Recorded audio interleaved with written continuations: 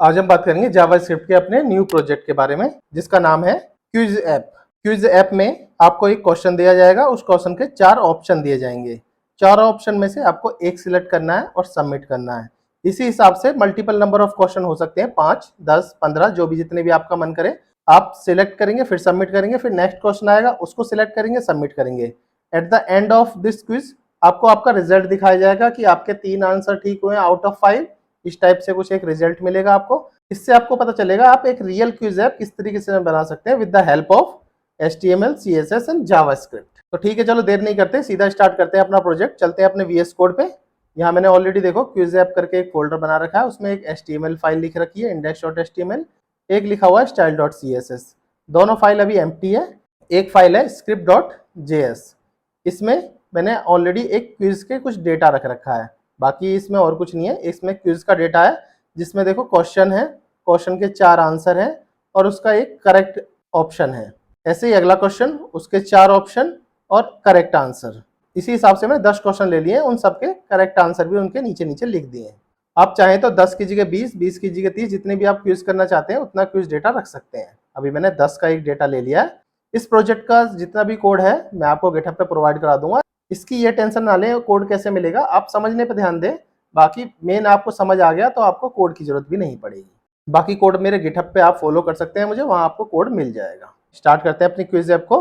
Simple boiler plate के through हम एक HTML का एक फॉर्मेट बना लेते हैं। ठीक है, एक HTML का फॉर्मेट बना दिया। इसमें हम टाइटल लिख देते हैं, जो आपको टाइटल लिखना है क्विज ऐप। सिंपल एक टाइटल लिख दो, आपको पता भी है किस तरीके से। इसी हिसाब से हम स्टाइल शीट को यहाँ से लिंक कर लेते हैं। देखो लिंक कर लिया रिलेटिव में स्टाइल शीट, और स्टाइल का नाम क्या था, style.css। अब सिंपल बॉडी टैग में आते हैं और यहाँ पे सिंपल एक div लिख लेते हैं। div के अंदर हम सारा कोड लिखने वाले हैं और यहाँ पे एक स्क्रिप्ट लिख लेते हैं। स्क्रिप्ट टैग में आप स्क्रिप्ट का URL दे दो, script.jsx। यहाँ पे स्क्रिप्ट में आप src में आप दे सकते हो script.js, इसका पाथ दे दोगे तो आपका स्क्रिप्ट भी यहाँ पे ऐड हो जाएगी। अब क्या है, आपका स्क्रिप्ट भी, जावास्क्रिप्ट भी यहाँ पे ऐड हो गई है, CSS भी यहाँ पे लिंक हो गई है। तो ठीक है, अब अपना कोड सिंपल हो जाएगा। पहले HTML बनाते हैं, उसके हिसाब से हम पहले HTML को देख के फिर CSS को बनाएंगे, फिर लास्ट में हम लॉजिक लिखेंगे। तो इस तरीके से हम कोड करने वाले हैं। इसमें क्लास नेम लेते हुए चलेंगे स्टार्ट में, बाद में हमें क्लास नेम के लिखने की जरूरत ना पड़े। इसमें देखो क्विज कंटेनर, ठीक है, इसको एक क्लास दे दी मैंने क्विज कंटेनर, और इसकी एक ID भी दे देते हैं। इसकी ID इसलिए दे रहा हूँ कि आगे चल के बताऊंगा मैं किसकी जरूरत क्या पड़ेगी। इस तरीके से एक ID दे दी और क्लास दे दी। इसके बाद एक div और ले लेते हैं। एक div में क्लास में लिख देते हैं क्विज हेडर। div यहाँ से ऐसे बंद कर देते हैं। तो अभी हमने एक कंटेनर div बनाया और एक बनाया हमने हेडर div। अब क्या करते हैं, इसमें एक h2 टैग ले लेते हैं। h2 टैग में इसलिए ले रहा हूँ क्योंकि h2 टैग में मुझे आपको ये क्वेश्चन दिखाना है। तो h2 टैग आपने ले लिया, इसके अंदर ID ले ली। ID में अपने हिसाब से कुछ टाइटल करके कुछ भी आप ID दे सकते हैं। कुछ टाइटल एक यूनिक और एक मीनिंगफुल ID लेनी है तो आपको यहाँ लिख दो, सीधा क्वेश्चन लिख दो। ठीक है, आप यहाँ पे सिर्फ क्वेश्चन लिखोगे, इससे आपको पता चलेगा ये आपका क्वेश्चन टेक्स्ट है। तो यहाँ भी आप HTML पर हटा के यहाँ भी लिख दो क्वेश्चन टेक्स्ट। ठीक है, यहाँ से हमने क्वेश्चन के लिए असाइन कर दिया। ID के थ्रू हम क्वेश्चन टेक्स्ट को अपने इस क्वेश्चन से रिप्लेस कर देंगे। वो अभी के लिए हम सिर्फ इसको असाइन कर रहे हैं। div नहीं बनाते, एक अनऑर्डर लिस्ट बनाते हैं। अनऑर्डर लिस्ट हम इसलिए लिख रहे हैं क्योंकि देखो हमें यहाँ पे इनपुट बॉक्स में रेडियो बटन चाहिए या फिर रेडियो टाइप चाहिए, यहाँ पे लेबल चाहिए, और ऑर्डर लिस्ट अनऑर्डर लिस्ट में होना चाहिए सारी चीज़ें। तो इसलिए अनऑर्डर लिस्ट पहले लिख देता हूँ मैं। इसके बाद लिस्ट बनाता हूँ, एक लिस्ट बनाई। लिस्ट में यहाँ पे मुझे लिखना है पहले, जैसे कि मैंने बताया था इनपुट में मुझे टाइप चाहिए रेडियो, पहले इनपुट टाइप में रेडियो चाहिए। तो यहाँ पे लिखता हूँ मैं इनपुट, और टाइप में लिखता हूँ मैं type is equal to radio. Type में मैंने रेडियो लिखा, और रेडियो में अपना नाम भी लिख सकते हो, आंसर। ID में दे दो A, ऑप्शन A है तो A ID दे रहे हैं, B होगा तो B ID दे देंगे, C और D, इस हिसाब से 4 ID दे देंगे। और क्लास में इसका नाम लिख देते हैं सीधा आंसर, नॉर्मल इतना ही लिख देते हैं। इसी के अंदर एक लेबल लिख लेते हैं। लेबल में भी ऐसे लिख देते हैं, लेबल 4A, और ID में A_text और आंसर A। इसी हिसाब से हम बाकी चीज़ें भी लिख लेते हैं। फिर इस हिसाब से लिखते हैं इनपुट टाइप में रेडियो B के लिए, और फिर इसी हिसाब से इनपुट टाइप में C के लिए, और इसी को सीधा कॉपी करके आप चाहो तो मैंने जो एक लिखा था उसको कॉपी करके बाद रिप्लेस करने हैं, बस मैं आईडी चेंज कर रहा हूँ और यहाँ पे 4 में चेंज कर रहा हूँ। इसी हिसाब से एक इनपुट लेवल और ले लो। ये बन गया हमारे चारों आंसर्स के लिए A B C D. Right click करते हैं, पहले इसको हम चला के देखते हैं अपना कोड चल भी रहा है या नहीं चल रहा। ओपन विद लाइव सर्वर करोगे तो इस हिसाब से आप देख पाओगे। देखो क्वेश्चन टेक्स्ट यहाँ पे लिख गया। थोड़ा सा इसको जूम कर लेता हूँ मैं आपको। इसमें इसके अंदर देखो 4 ऑप्शन आ गए, ए बी सी और डी। देखो इसको सिलेक्ट भी कर पा रहे हैं, पर ये लिस्ट है, इसको हम हटाएंगे, कोई बात नहीं। मैंने लिस्ट बना रखा था और अनऑर्डर लिस्ट बनाई हुई है, तो इसमें देखो एक लिस्ट में आया ये चीज़ हम CSS से हम हैंडल कर लेंगे, कोई प्रॉब्लम नहीं है। अब इस डिव के बाद, अब ये इतना डिव था, इसको इस डिव के बाद हम नॉर्मल एक बटन बनाएंगे। सिंपल एक बटन बनाते हैं, बटन का नाम रख लेते हैं सबमिट। तो सबमिट बटन आपको इस तरीके से कुछ दिखेगा। यहाँ से हमारा HTML का काम इतना ही है, हमें जो खत्म हो गया। इसी HTML को हम CSS से थोड़ा इसको इम्प्रूव करेंगे। ठीक है, स्टार्ट करते हैं। सबसे पहले CSS लिखना। CSS से आप इजीली आप इसको अच्छे से देख पाओगे। उसके बाद हम लॉजिक आराम से लगा देंगे। CSS के लिए सबसे पहले आपको एक इंपोर्ट करना है। हमें चाहिए पॉपिंस, वो भी गूगल फॉन्ट। यहाँ से देखो आपको पॉपिंस का एक स्टैक ओवरफ्लो में चाहोगे तो यहाँ से, वैसे गूगल फॉन्ट की इसमें जो ऑफिशियल वेबसाइट है वहाँ से ही मिल जाएगा, बट कोई नहीं, हमें यहाँ से मिल गया है तो इस पॉपिंस को यहाँ से भी गूगल APIs को यहाँ से भी HTTPS से कॉपी कर सकते हैं। इतना हम इसको कॉपी कर लेते हैं, जो भी ये है कॉपी कर ली। या तो चाहते तो हम डायरेक्ट भी कॉपी कर सकते थे, पूरा लिंक भी कॉपी कर सकते थे यहाँ से। बाकी मुझे कैसा चाहिए, मुझे चाहिए @import करना है। इम्पोर्ट में URL लिखना है। URL में जैसे इसने रोबोटिक लिखा है, font Google API IS Roboto, मुझे ऐसे ही पॉपिंस में चेंज करना है। तो यहाँ पे लिखूंगा मैं POP, स्पेलिंग देख लेना आप इस किस तरीके से होती है पॉपिंस। तो इसे स्पेलिंग को यहाँ से रिप्लेस कर दो। फॉन्ट में देखो जो भी इसने फॉन्ट दिया है उसने थोड़ा सा हैवी दिया है, तो इसको 200 कर दो, 400। ठीक है, डिस्प्ले स्वैप जो दिया है वो ओके है। ठीक है, यहाँ से मैंने गूगल फॉन्ट यहाँ से इंपोर्ट कर लिया। अब क्या करते हैं, सबसे पहले हम CSS लिख देते हैं स्टार की। स्टार CSS आपको सभी को पता है, साइजिंग बॉर्डर बॉक्स। ठीक है, यहाँ पे। और अब मैं इसकी बॉडी टैग के लिए CSS लिख देता हूँ। सिंपल बॉडी टैग यहाँ से कॉपी करते हैं और यहाँ से बॉडी लिख देते हैं। बॉडी में बैकग्राउंड कलर में हमें कुछ अभी ये ले लेते हैं। वैसे हमें जो है थोड़ा सा ब्लूइश कलर लिखना है, तो ब्लूइश कलर के लिए क्या जाओगे, यहाँ पे जाओ और इस पे आप क्लिक कर सकते हो। या तो आप सिंपल, आपको इतना जैसे मुझे याद है थोड़ा थोड़ा 000122D करते हैं तो बैकग्राउंड कलर कुछ इस तरीके से आ जाता है, डार्क करके ब्लू करके हमें मिल जाता है। आप अपने हिसाब से बैकग्राउंड कलर कुछ भी रख सकते हैं। सिंपल यहाँ पे फॉन्ट फैमिली आपको सिलेक्ट करनी है। फॉन्ट फैमिली में आपको पहले तो लिखना है, देखो सबसे पहले इसमें पॉपिंस लिख दो। यहाँ से अपना पॉपिंस उठाओ और यहाँ पे पेस्ट कर दो। और सेकंड में सैंस सेरिफ, अगर पॉपिंस नहीं मिल रही, गूगल फॉन्ट में कोई इशू आ रहा है तो सैंस सेरिफ लग जाए। ठीक है, तीसरी चीज़ हम डिस्प्ले फ्लक्स करते हैं। डिस्प्ले फ्लक्स जस्टिफाई सेंटर कर देंगे, अलाइन आइटम सेंटर कर देंगे, हाइट में 100 VH दे देते हैं और ओवरफ्लो मार्जिन में 0 रख देते हैं और यहाँ पे ओवरफ्लो भी रख लेते हैं, ओवरफ्लो में हिडन रख लेते हैं। अब आते हैं नेक्स्ट पे, हमें CSS किस पे लगानी है, CSS लगानी है हमें क्विज कंटेनर पे। तो इस क्विज कंटेनर को कॉपी करो और यहाँ से डॉट क्विज कंटेनर, क्योंकि क्विज कंटेनर जो था वो आपका जो था क्लासेस थी, तो इसलिए डॉट के साथ ही रिप्रेजेंट होगा ये आपको। बैकग्राउंड कलर में आपको वाइट ही दे देना है, तो FF रख देते हैं, सिंपल वाइट कलर हो जाएगा। इसके बाद बॉर्डर रेडियस 10 पिक्सल देते हैं। बॉक्स शेडो में ले देते हैं 0, बॉक्स शेडो थोड़ा सा अपने हिसाब से देंगे, 0 और 10 पिक्सल, 2 पिक्सल। RBG में दे देते हैं थोड़ा सा 100 0.1। ठीक है, इस हिसाब से हम बैक शेडो दे देते हैं।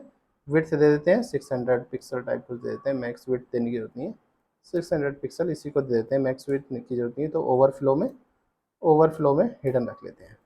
ठीक है, थोड़ा सा हमारा ये चीज़ें ठीक हो गई हैं। अब इसकी क्विज कंटेनर की हमने जो बैकग्राउंड जो दिया था, बैकग्राउंड कलर वाइट, वो हमें दिखने लगा है। अब नेक्स्ट पे जाते हैं, यहाँ से उठाते हैं क्विज हेडर कॉपी करेंगे और डॉट क्विज हेडर में इसमें हम लिखेंगे क्या, इसमें सीधा लिखेंगे सिर्फ पैडिंग लिख देंगे 4 REM। क्विज का अलग काम खत्म हो गया। अब इसमें मैं इसको हटा देता हूँ अभी। H2 टैग में, सिंपल H2 टैग में लगा देंगे। H2 टैग में नॉर्मल लिखा और इसके अंदर हम लिखेंगे ओके, इसमें पैडिंग दे दो पहले। पैडिंग में 1 REM, ठीक है। टेक्स्ट अलाइन सेंटर, और इसके बाद मार्जिन, मार्जिन 0 दे देते हैं, ठीक है। सिंपल इतना लिखते हैं। थोड़ा थोड़ा देखो हमारा शेप में आने जा रहा है चीज़ें। अब क्या करते हैं, यूएल पे देते हैं। यूएल पे अपने एक सीएसएस लगा देते हैं। यूएल पे सीएसएस लगाने के लिए सिंपल यूएल और इन सब की सीएसएस तो आपको आनी चाहिए, ये सब जगह काम आती हैं। यूएल में देखो स्टाइल करके ये लिखा, मार्जिन की जरूरत नहीं है। और इसके बाद एल आई पे देंगे। यूएल के बाद क्या देंगे, यूएल एल आई। ये सिंपल सीएसएस है, आप 2-4 बार लिखोगे तो आपको सबको पता चल जाएगी यूएल एल आई इन सब पे सीएसएस किस तरीके से दी जाती हैं। तो लिस्ट स्टाइल टाइप नन रख देंगे, कोई लिस्ट में कोई स्टाइल टाइप नहीं चाहिए। और पैडिंग में 0 पिक्सल रख देते हैं, 0 ही रख देते हैं, नॉर्मल कुछ नहीं रखते, 0 लिख देते हैं। इतना हो गया यूएल एल आई। अब क्या करेंगे, यूएल यूएल एल आई और लेबल, इसके अंदर लेबल भी था ना, यूएल एल आई के अंदर लेबल था। इस पर सीएसएस कुछ नहीं बनेगी, कर्सर लिख देते हैं, कर्सर पॉइंटर। इस हिसाब से थोड़ा देखो सेंटर में आ गया, चीज़ें ठीक हो गई। ये भी एक दूसरे, मैं एक दूसरे नीचे लाऊंगा इनको अभी आगे। बटन की सीएसएस भी आप सभी को पता होती है कि कैसे कैसे करना होता है, एक ही तरीके से होता है इसमें। बैकग्राउंड कलर में बटन में जो भी आप देना चाहते हैं, मैं चाहता हूँ डायरेक्ट इसमें FF4400, ठीक है। थोड़ा रेड कलर का बैकग्राउंड कलर दूंगा, वाइट में हो गया। बॉर्डर में तो देखो नन है। डिस्प्ले, इसके बाद डिस्प्ले लिख सकते हैं, डिस्प्ले, डिस्प्ले ब्लॉक रखना है मुझे, ठीक है। डिस्प्ले ब्लॉक रख दिया। इसके बाद हम खुद लिख देते हैं, चलो विड्थ लिख देते हैं, विड्थ, विड्थ लिख देते हैं 100%, ठीक है। विड्थ के बाद कर्सर, कर्सर में पॉइंटर, और इसके बाद फॉन्ट साइज, फॉन्ट साइज कुछ दे दो अपने हिसाब से 1.1 REM, इस हिसाब से दे देते हैं। और पैडिंग दे देते हैं 1.3 दे देते हैं, थोड़ी सी बड़ी दे देते हैं। फॉन्ट फैमिली और दे देते हैं, फॉन्ट फैमिली में इनहेरिट लिख देते हैं, जो भी फॉन्ट फैमिली होगी वही इनहेरिट हो जाए। अब इसमें इसमें होवर में दे देते हैं, होवर में कुछ एक और कलर, होवर में थोड़ा सा लाइट कलर दे देते हैं। इसी हिसाब से अगर ऐसा कुछ होता है तो थोड़ा लाइट कलर हो जाए इस तरीके से। और एक और देते हैं बटन में फोकस, सीधा फोकस लिखते हैं। फोकस के अंदर आउटलाइन, आउटलाइन नन लिख देते हैं। और background colour, simple background colour यही दे देते हैं, जो भी है दोनों सिमिलर हो जाएंगे। अब चेक करते हैं, देखो ये बटन सही बन गया, क्वेश्चन ठीक बन गया। तो ठीक है, इतना ही सीएसएस लिखते हैं, आंसर्स हो गए जिस हिसाब से चाहिए थे। अब देख लेंगे ये आंसर, बाद में देखते हैं कि ये कैसे आते हैं। अभी के लिए हम एक लाइन में जो भी आंसर आ रहे हैं उन्हीं को रख लेते हैं। स्क्रिप्ट में सबसे पहले मैं कॉन्स्ट करके लिखूंगा, कॉन्स्ट करके क्विज लिख लेता हूँ। क्विज में मैं गेट एलिमेंट बाय क्विज उठा लेता हूँ। देखो सीएसएस अभी यहाँ से हटा देता हूँ। अभी यहाँ से मेरे को सारी चीज़ें उठानी है। देखो आईडी से पहले मैं क्विज उठा लेता हूँ। इसी हिसाब से पहले मैं कॉमन कॉमन कंपोनेंट जितने भी हैं वो सब उठा लेता हूँ। यहाँ से आंसर ELS से मैं डॉट आंसर उठा लेता हूँ। यहाँ से देखो डॉट आंसर्स जो थे सारे ELS से, ये सारे आंसर इनपुट बॉक्स वाले उठा लेता हूँ। ये सब आपको पता है, क्वेरी सिलेक्टर ऑल क्या होता है, गेट एलिमेंट आईडी क्या होती है। इसमें EL1 से क्वेश्चंस, L से क्वेश्चंस उठा लेता हूँ, A से A B C D। तो ये सारे जितने भी टेक्स्ट थे, A_A_टेक्स्ट, इन सब से आईडी उठा ली। ये क्लास थी तो ये क्लास उठाई थी। और जितने भी हमारे कॉमन कंपोनेंट थे यहाँ से उठा लिए। एक सबमिट बटन का उठा लेते हैं। सबमिट बटन के लिए यहाँ से एलिमेंट आईडी से सबमिट बटन उठा लिए, जो लास्ट में सबमिट बटन यहाँ था, ठीक है। कॉमन कंपोनेंट मैंने सारे उठा के एक जगह सारे वेरिएबल्स में असाइन कर दिए। अब क्या करता हूँ, यहाँ पे लेट करके लिखता हूँ। एक करंट क्विज में एक वेरिएबल लेता हूँ जिसमें करंट क्विज लेके 0 रख लेता हूँ कि अभी करंट क्विज में 0 है। और एक स्कोर ले लेता हूँ। स्कोर इसलिए कि मुझे आखिर में आपको दिखाना है कि आउट ऑफ इतने इतने क्विज थी, 10 की क्विज थी, 10 में से आपका 3 स्कोर आया है, तो इसलिए एक स्कोर के लिए भी लेना है। और अब क्या लिखता हूँ, एक फंक्शन ले लेता हूँ। फंक्शन में लोड क्विज लिख देते हैं। लोड क्विज नाम का ये फंक्शन बना लेते हैं। इसी के अंदर पहले क्विज को लोड करा लेते हैं। लोड क्विज को पहले यहाँ से कॉल भी कराना पड़ेगा, उसके बाद ही लोड क्विज चलेगा, ठीक है। अब यहाँ पे आने के बाद एक ना डी सिलेक्ट आंसर करके एक फंक्शन और बना देते हैं, उसको पहले मैं बाद में बनाऊंगा। डी सिलेक्ट आंसर करके एक नॉर्मल मैंने यहाँ से एक फंक्शन बना लिया। इसके बाद इतना अपना बंद कर दिया। डी सिलेक्ट के बाद पहले हर एक कांस्टेंट को हम एक लिख लेते हैं। पहले लिख देता हूँ मैं कॉन्स्ट, कॉन्स्ट में करंट क्विज डेटा को। अब मैंने क्या किया, नॉर्मल करंट क्विज डेटा में एक वेरिएबल लिया। क्विज डेटा जो था, जो हमारा ऊपर का क्विज डेटा था, इसके अंदर मैंने करंट डाल दिया, तो स्टार्ट विथ 0 मैंने यहाँ से स्टार्ट कर दिया उसको डालना। अब क्या, अब ये QL, अब मैं क्वेश्चन की बात कर रहा हूँ, यहाँ से इसे कॉपी किया और इनर HTML में मैंने करंट में जो भी क्वेश्चन था इनर HTML में डाल दिया। इससे हमारा क्वेश्चन दिखने लग जाएगा। इसके बाद यही सारी चीज़ हम इसमें करेंगे इनर HTML के ऑप्शंस में, जो भी चारों ऑप्शंस हैं ABCD, ठीक है, 4 ऑप्शंस में मैंने इतना कर दिया। अब एक फंक्शन जो मैंने यहाँ लिखा था इसको भी हम कॉल कर लेते हैं, इसको भी हम बना लेते हैं। तो सीधा हम फंक्शन डीसिलेक्ट आंसर करके एक फंक्शन बना देंगे। इसमें आंसर ELS में उठा के फॉर ईच से हम आंसर के हिसाब से चेक बॉक्स में लगा देंगे। अगर ये है तो इसको फॉल्स करते रहो, जिससे क्या होगा, डीसिलेक्ट हो जाया करेगा। जैसे कि हमने पहले एक बुलेट सिलेक्ट किया और आगे बढ़ गए, फिर एक बुलेट से आगे बढ़ गए, तो इस हिसाब से जो क्या होगा कि आपको अगले आंसर पे, जैसे मैंने सबमिट करा आगे बढ़े, तो अगले आंसर पे ये सिलेक्टेड नहीं रहेगा, इसलिए डीसिलेक्ट आंसर करा रहे हैं। अब क्या करते हैं, एक फंक्शन ले लेता हूँ, एक फंक्शन ले लिया नॉर्मल, और फंक्शन के अंदर गेट सिलेक्टेड लिख लिया। गेट सिलेक्टेड के अंदर एक वेरिएबल ले लिया मैंने, लेट आंसर्स नाम के एक वेरिएबल ले लिया। इस आंसर वेरिएबल में फॉर ईच करके लूप लगा दिया। अगर आंसर है तो उसको उसकी आईडी के साथ उसको मैप कर दो। आईडी कहाँ से मिलेगी हमें, आईडी मिलेगी ये ABCD, उसके आंसर को लूप कर देंगे। जो भी आप सिलेक्ट करोगे वो आंसर उसके साथ लूप हो जाएगा और यहाँ से रिटर्न हो जाएगा, रिटर्न में वो आंसर रिटर्न मिल जाएगा। ठीक है, गेट सिलेक्टेड वाला काम हो गया।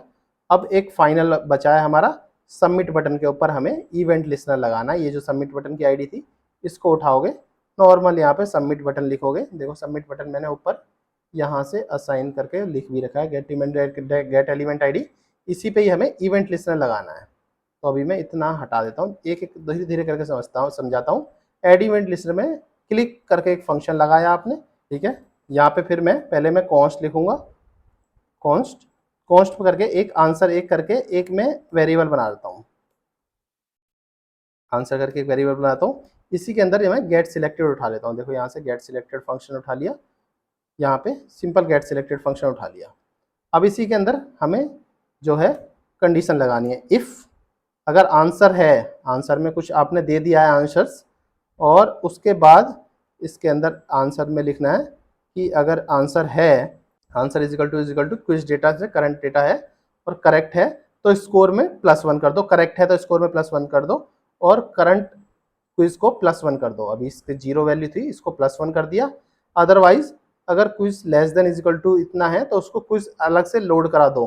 अगर यही सब चीज़ नहीं है, इनमें से कुछ नहीं है, तो एल्स में आपको लास्ट जब आ जाएगा, सबसे लास्ट आ जाएगा, उसके बाद बता देना your current answer is this out of इतने क्वेश्चन, और इस हिसाब से इस अपने कंपोनेंट को रीलोड करा देना है। ठीक है, ऑन क्लिक पे रीलोड करा देना है। ये हमारा पूरा फंक्शन यहाँ से बन गया है। अब हम चला के देखते हैं कि हमारी क्विज कैसी दिख रही है। जैसे हम इसको रिफ्रेश करेंगे तो अभी हम जैसे फ्लोट सिलेक्ट करते हैं, फिर नेक्स्ट पे जाएंगे, फिर ये सिलेक्ट करेंगे, फिर नेक्स्ट पे जाएंगे, फिर सिलेक्ट करेंगे। इस हिसाब से जितनी भी आप सिलेक्ट करोगे आप नेक्स्ट करते रहना। जैसे भी है लास्ट में आपको ये स्कोर बता देगा, जैसे मैं कर रहा हूँ। देखो जब लास्ट में स्कोर बता दी और correct answer is 2 out of 8 question, और रीलोड करेंगे तो आप पहले पेज पे आ जाएंगे। अभी हमें क्या करना है, इन चारों को जो एक लाइन में आ रहे हैं उनको डिफरेंट लाइन में लाना है। उसको मैं समझ चुका हूँ। देखो हमने जो इनपुट और लेबल लिखा था, हर एक में LI एक ही बनाई थी, तो LI हमारी बार बार इसके बाद एक नई LI होनी चाहिए, बंद भी करना है हर बार इस LI को यहाँ से बंद करना है, और इस हिसाब से यहाँ से LI बंद करनी है। यहाँ पे LI स्टार्ट कर दो, यहाँ पे एक LI स्टार्ट कर दो। अब क्या हो गया, अब एकदम राइट क्लिक करके यहाँ से फॉर्मेट डॉक्यूमेंट भी कर सकते हैं आप। इससे क्या है, आपकी चारों चीज़ें एक के बाद एक आएंगी। इसको मैं थोड़ा सा मिनिमाइज़ करता हूँ, रीसेट कर देता हूँ, थोड़ा सा इंक्रीमेंट कर देते हैं जिससे आपको ठीक से दिखे। अब देखिए एकदम करेक्ट फॉर्मेट हमारा दिख रहा है। तो इस हिसाब से आप क्विज ऐप बना सकते हैं। अगर वीडियो इन्फॉर्मेटिव लग रही हो तो मेरे चैनल को सब्सक्राइब करें, अपने दोस्तों के साथ शेयर करें, और यहाँ आपको मेरा एक QR कोड दिख रहा होगा, आप चाहें तो मुझे सपोर्ट कर सकते हैं। फिर मिलते हैं एक और नेक्स्ट प्रोजेक्ट में, तब तक के लिए थैंक्स फॉर ज्वाइनिंग।